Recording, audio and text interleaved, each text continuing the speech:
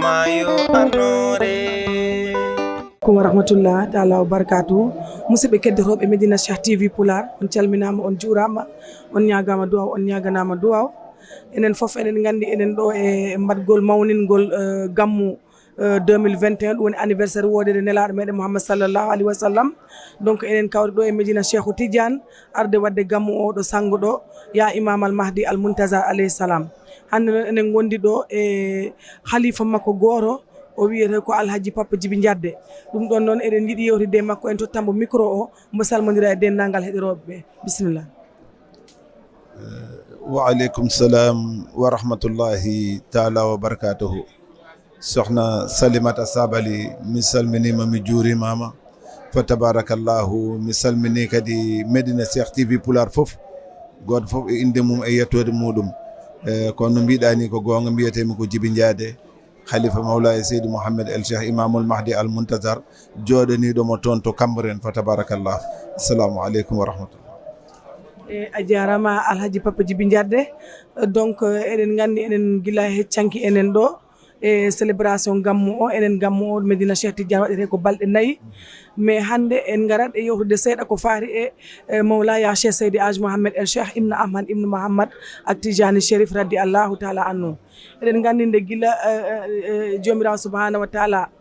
jippinta gore mum nde no waɗi nelaɓe no waɗi waliuji no waɗi hudbuji no waɗi sifaji waliuɓe kewɓe enen noon hande ya halifa si tawi en mbawani wadde catégorie fiye ya imam al mahdi al muntaza alayhi ko hommo sifa waliw mbaweten wiide kanko momo tawa walla ko hommo sifa neɗɗo Allah mo waweten wiide kanko mo tawa bisimillah maɗa. wa aleykum salam tabarakallah. a jarama sohna Salimata no namnorɗani hol sifa wali mawlaye Seydi Mouhamed El Cheikh o jeeya o jangini waliyaɓe o jangini kadi martabaji waliyaɓe sababude gandal makko jajgal fa tabarakallahu nde wonno waliw fof waliw ardi ko Cheikhna Ahmed Tijani Chérif radiallahu taala anhu kanko woni ƴettude teppe makko ɗiɗi o fawi e dow kala waliw ɗon noon kanko mawla e Seydi Mouhamed El Cheikh firani en ɗum ɗeɗo teppe ɗiɗi woni 400 e 400 martabaji ɗiɗo ɗiɗi hay wali goto wonta soyno ɗum wonta yetto ɗon rewi e makko ko ahtabuji ɗi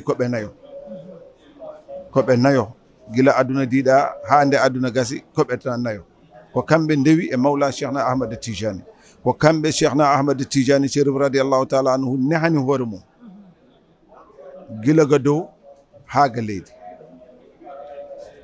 kamɓe ɓeeɗo nayo noon o hen o jeeya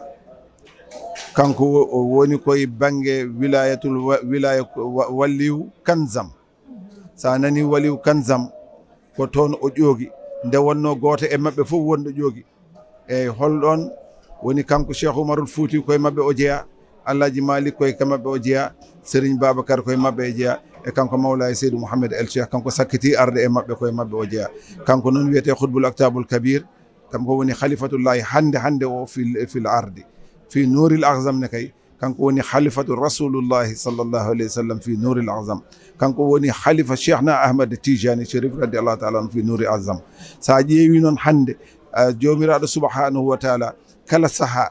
saaha won lomti won joɗaniɗomo e dow leydi ene wiyata no khutbu zaman hande martabatul khutbu zaman hande ko kanko joɗani ɗum fa tabarakallah nden noon mawɓe ɓe cuuɗanno kono kanko hande nde wonno hande ko akhiri zaman wona hande kanko Cheikhna Ahmad Tidiane addimo tottimo gandal wimo kala gandal yaltin kaala yimɓeɓe ganda ɗum waɗi o jangguini ko ne enenne kadi cuuɗiɗen wawde yettade on e haalde ɗum e dow martaba makko fa tabarakallah yamiroji ɗum. Assalamu aleykum. Waaleykum salam machallah donc sen mbaɗi résumé ko kalɗa ko han hande caggal nde Cheikhna Ahmad Tidiane Chérif radiallahu taala anhu ko hudbuji ɗi woni ko gabbi ko ɗin hudbuji noon woni ko nayo mais kanko mawlaya Cheikh Seydi Hadj Mouhamed El Cheikh ko kanko woni mawɗo ɗin ɗon hudbuji donc si en daari han caggal Cheikhna Ahmad Tidiane Chérif radiallahu taala anhu ko kanko mawlaya Cheikh Seydi Hadj Mouhamed El Cheikh kanko woni gabbiɗo o donc troisiéme personnage légendaire o noon mbaweten wiide alhamdulillah tabarakallahu donc nde waɗi si wayi noon han noon eɗen gandi gila ñande kanko ɗum ɗo fuɗɗi ɗum omo jangguina omo haala islam omo haala tariha tijaniya kanko El Hadj Mawlaya Seydi Mouhamed El Cheikh ko hoɗum o addi ko ganduɗa ko hesɗi ko mawɓe ɓe kalno e diine islam walla ko ɓe kalno e tariha tijaniya kanko holko o ɓeydiri hen e ko ɓen kalno ko walla holko hesɗi e haala makko he fa tabarakallahu sohna Salimata no mbiɗa ni wonko addi wonko addi nde wonno wonɗo tawi tarihatu tijaniya mawɓe men halifaɓe men ene golli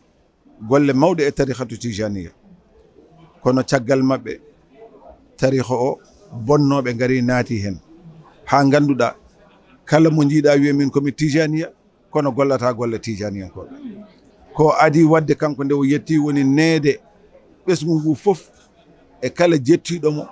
e ngesa Cheikhna Ahmad Tijani Chérif radiallahu taala anhu ngesa makko o wi ko wadde lazim ha timma ngesa makko ko wadde wasifa ha timma ngesa makko ko wadde hadaratul juma kañum fa tabarakallahu ko ɗum ɗo woni ko Cheikhna Ahmad Tidiane yamiri o wi noon kala gonɗo hen ka tijaniya kala mo wona hen noon o wiyanima a wona tijaniya kono wona noon woni golle tijaniya woni golle tijaniya ko wonde hen ɗum waɗi sa yi sa ari ɗo enen jiyatama ko kanko omo wonde almuɓe ɓe e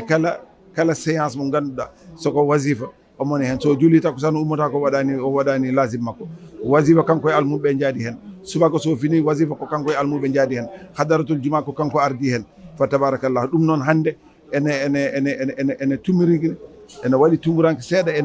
nder Sénégal eyyi ko ganduɗa ɗo diine o tariha tijani o no wanno hewde ɗo doole ni hande ko danaka ɓe ƴetti ɗum ɓe nawi ɗum juuɗumoɓe caggal mono mo jiyata tan ene golla ɗum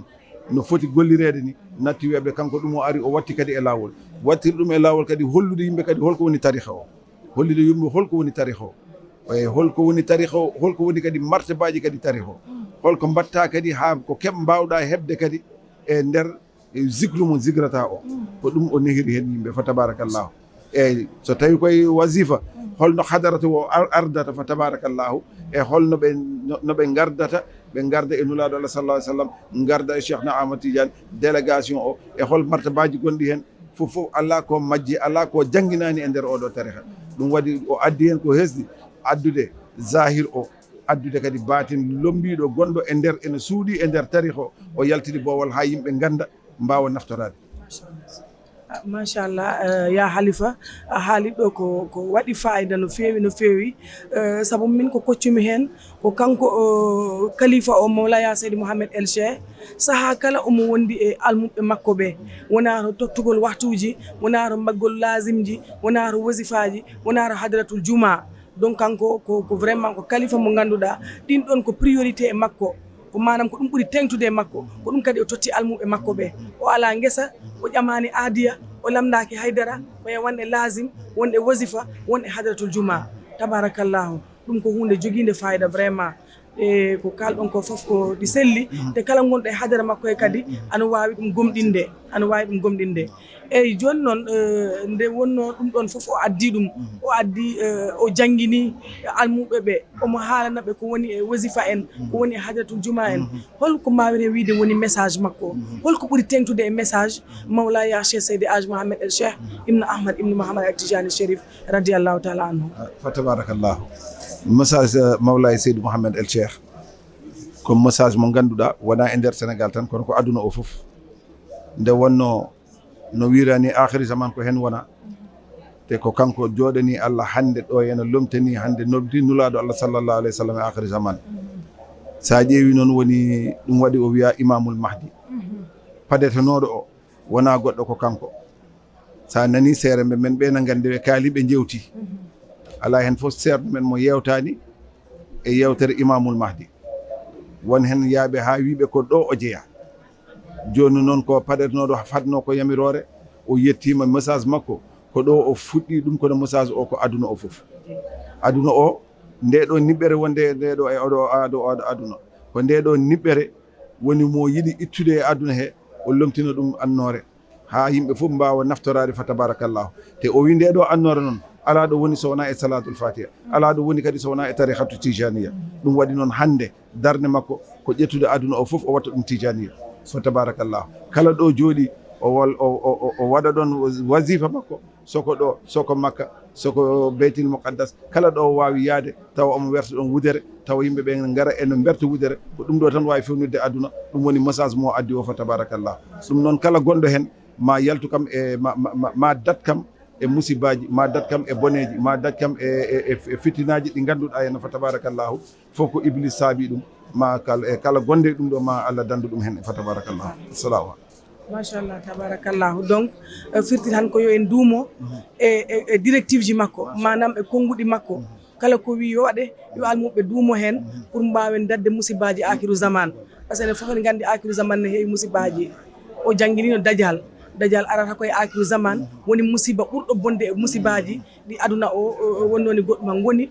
garoɗi e leysangue aduna donc vraiment min beltima e yewtere he holko mbawata wiide musidɓe meɗen Medina Cheikh TV Pular keɗotoɓe holko mbawataɓe wiide ko faari e o hadara o ha tengti e mawnigo kadi jemmanilaɗo Mouhammad sallllahu alayhi wa sallam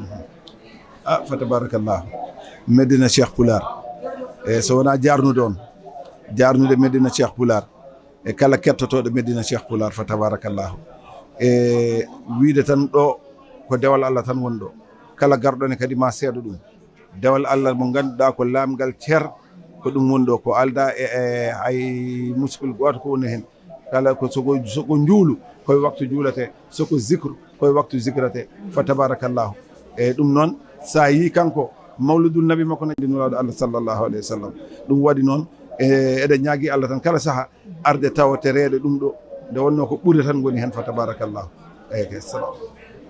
jarama wadde en gonduno ɗo hande e Alhaji Papa Djiby Diatde ciwruɗen tan kanko woni halife mo Laya Cheikh Seydi Hadji Mahamed to Cambérène donc kanko hande mbaɗanno e recevoir e plateau meɗen he on calmina musidɓe tedduɓe heɗoroɓe on jarama on mbiyama assalamu aleykum wa rahmatullahi taala wa barakatuhu